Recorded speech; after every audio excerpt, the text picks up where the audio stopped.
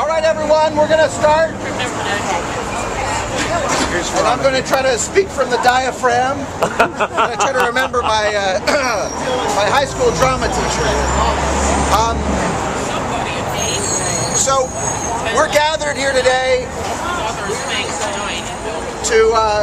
in front of Senator Schumer's office in the early morning to sound a wake-up call for healthcare reform.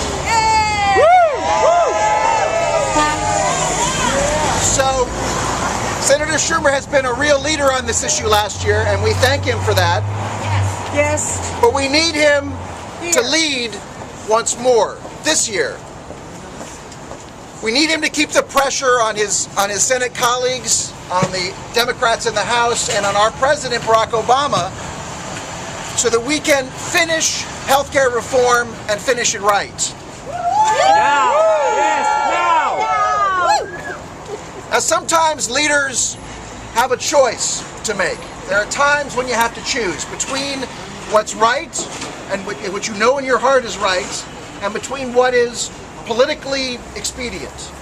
So on the one hand, you have the path of where you're going to get your big contributions from corporations and where you think your poll numbers are going to go up.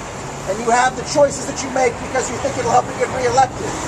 And the choices that you make because you think it'll help keep your party in power. And then you have the other path. The path of where you think, where your heart knows is the right direction. And it's what's right for the country. And it's what's right for your constituents. And it's what's right for the people that put you in office. So sometimes you have to choose, right? You have to choose. There are times to choose. But now is not one of those times. Because the path for the Democrats to retain power and to succeed politically, and the path to do the right thing is the same path. Yes. The reason why it's the right thing to do is pretty obvious to all of us. But just to review, 45,000 people die every year in this country because they don't have health insurance. 497,000 people go bankrupt because of skyrocketing health care bills. Thousands upon thousands of American lives are ruined every year because of our broken healthcare system and because we don't reform it. Now, the path of political expediency. Why is this the right thing to do politically? Well, we have a survey that MoveOn has done. They surveyed their members. 3.5 million MoveOn members responded to this survey. And 3/4 of them, 2.5 million people, said that if the Democrats do not stand and fight on health care, they are not likely to donate to Democratic campaigns in this next election cycle. 2/3 of the people surveyed said they would not volunteer their time. Now, in past election cycles, the last two, 2006 and 2008, MoveOn members contributed hundreds of millions of dollars to Democratic campaigns. They pitched in 20 million hours of time. So this is a tremendous resource that the Democrats are in danger of losing if they don't get some backbone. Well, that's MoveOn members, right? So what about the rest of the electorate? What about Massachusetts? Everybody thinks Massachusetts means that the Democrats overreached on health care. They went too far. But it's just not true.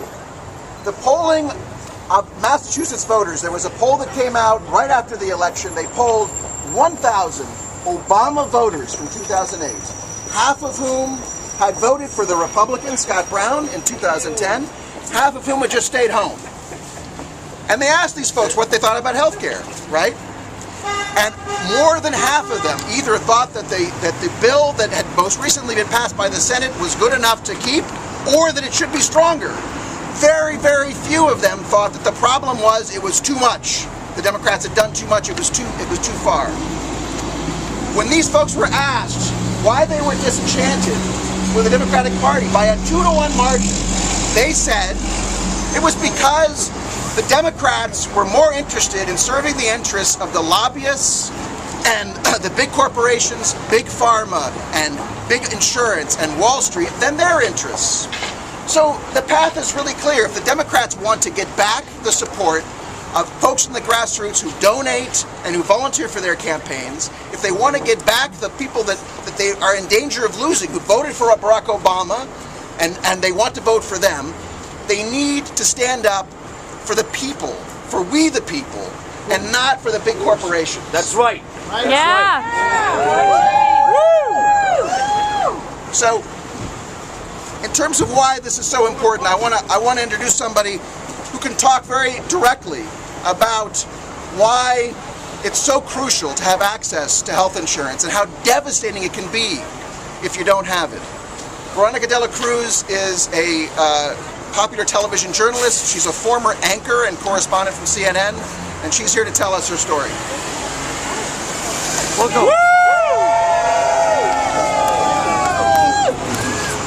Hi, thanks so much for coming out. I know it's freezing, so I appreciate you all being here, and it shows me your commitment to healthcare reform, and I really appreciate that because I'm fighting because I have an extremely personal reason to.